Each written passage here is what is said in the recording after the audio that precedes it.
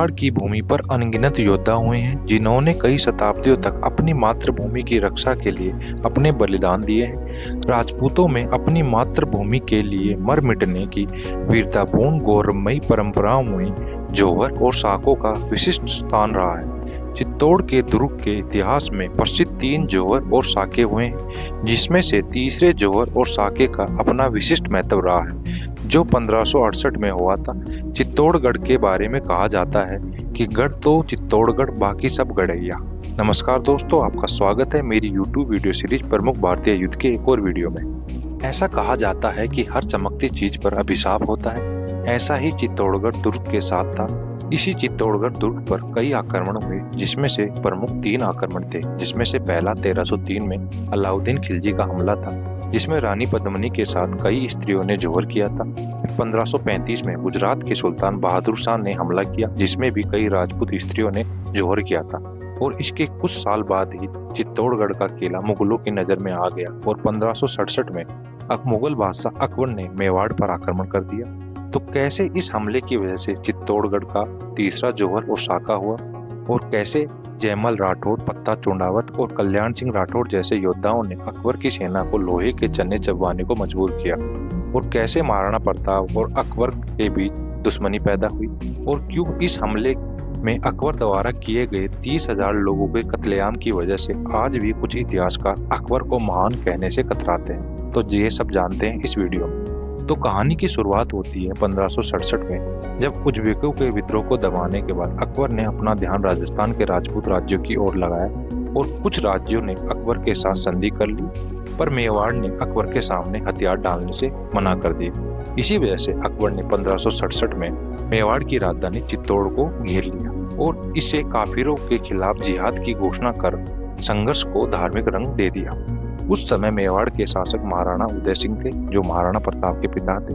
दरअसल अकबर के चित्तौड़ पर आक्रमण करने के 3 महत्वपूर्ण कारण माने जाते हैं, जिसमें से पहला कारण यह माना जाता है कि चित्तौड़गढ़ दिल्ली और गुजरात के बंदरगाहों के बीच पड़ता था और अकबर को दिल्ली से गुजरात के बीच में एक सीधा रास्ता चाहिए था।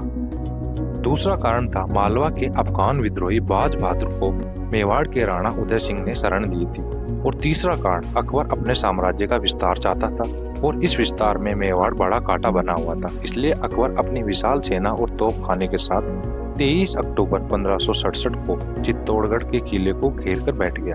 परंतु चित्तौड़ का किला बहुत मजबूत दीवारों से बना हुआ था और यह एक पहाड़ी पर बना था और गोलाई में यह किला 13 किलोमीटर तक फैला हुआ था, इसलिए इसे जीतना इतना आसान। महाराणा उदय सिंह को जैसे ही खबर मिली कि अकबर चित्तौड़गढ़ पर कब्जा करने आ रहा है, वे अपने परिवार व खास व्यक्तियों के साथ जंगल के रास्ते उदयपुर की ओर चल दिए और चित्तौड़ के किले की जिम्मेदारी अपने 2 सरदारों जयमल राठौर और पत्ता चोंडावत के साथ 8,000 मेवाड़ी योद्धाओं पर छोड़ दी, जिनको किले के अंदर रहने वाले 60,000 लोगों की रक्षा करनी थी। अकबर की सेना ने किले की दीवारों पर तोपों से गोले बरसाना शुरू कर दिए, पर जल्द ही अकबर को समझ आया कि चित्तौड़ की दीवारें इतनी भी कमजोर नहीं है कि आसानी से गिर जाए।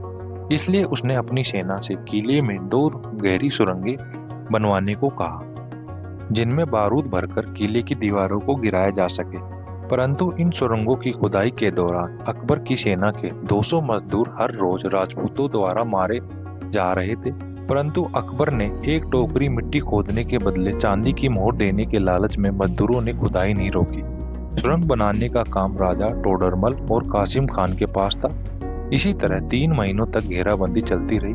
फिर किले के भीतर सरदारों ने अकबर के पास एक संधि प्रस्ताव भेजा। डोडिया ठिकाने के सरदार ठाकुर सांडा और साहिब चौहान ने अकबर से बातचीत की और अकबर को कहा कि अगर अकबर किले की घेराबंदी छोड़ दे तो राजपूत अकबर की आधिपत्य स्वीकार कर लेंगे और साथ ही सालाना देंगे। पर अकबर नहीं माना और मांग रखी कि खुद महाराणा उदय सिंह को उनके सामने आना होगा। परंतु राजपूत सरदारों ने यह बात मानने से मना कर दिया और अब युद्ध के अलावा कोई रास्ता नहीं बचा था। सांडा ने अपना पक्ष रखते हुए अकबर से कहा, यदि युद्ध होना ही है तो मेरी केवल एक ही इच्छा है और वो ये है कि प्रत्येक हिंदू योद्धा का अंतिम संस्कार हिंदू विधि से किया जाए।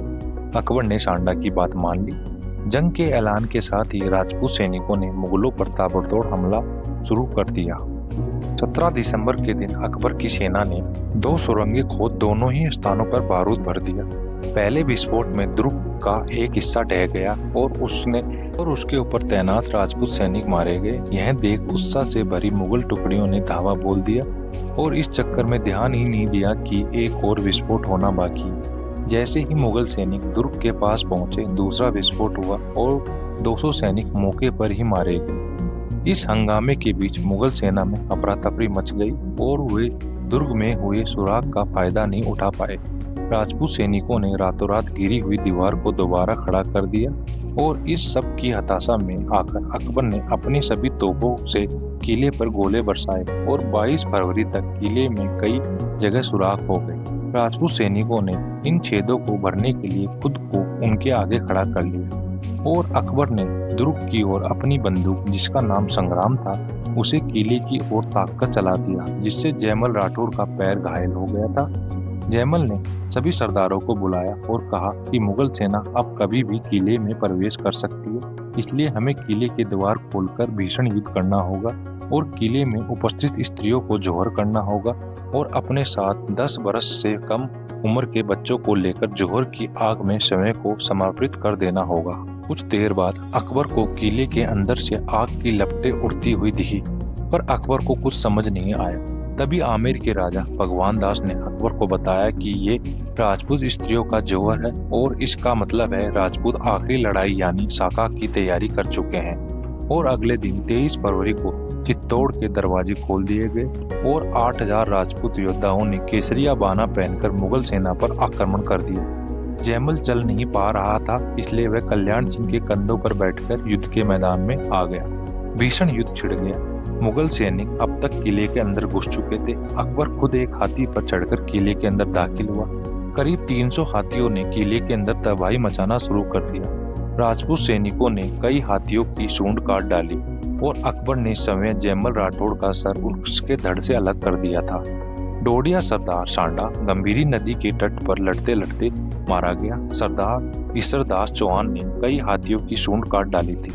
पत्ता चूंडावत बड़ी बहादुरी से लड़ रहा था, परंतु वह एक हाथी से घायल हो गया और उसको अकबर के सामने लाया गया, जिसे अकबर ने हाथी से कुचलवा डाला था और किले के अंदर 8000 राजपूत सैनिक लड़ते लड़ते मारे गए। किले में अब भी 60,000 आम नागरिक थे।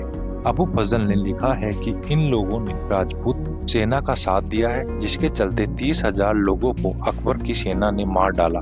5 महीनों तक चली जंग के बाद फरवरी के आखिरी हफ्ते में अकबर ने चित्तौड़ के किले पूरी तरह से कब्जा कर लिया। बात करें इस युद्ध के परिणामों की, तो इस युद्ध की वजह से चित्तौड़ के किले में तीसरा जौहर ओवै साका हुआ और जयमल राठौड़, पत्ता चूंडावत और अन्य राजपूत सरदारों ने मुगल सेना को लोहे के चने चबाने को मजबूर किया और आगरा जाकर अकबर ने जयमल राठौड़ और पत्ता सिसोदिया की मूर्तियां फतेहपुर सीकरी के महल के आगे लगवाई, जिसको बाद में औरंगजेब ने हटवाया था।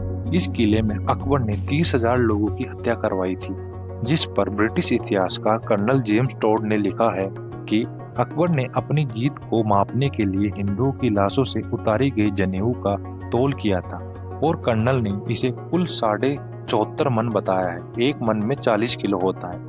अंततः कुल 2980 किलो सूत की जनेऊ हिंदुओं की लाशों से उतारी गई थी और इस निर्मम हत्याकांड को सदैव याद रखने के लिए आज तक 74.5 की संख्या को पूरे राजस्थान में श्रापित माना गया है।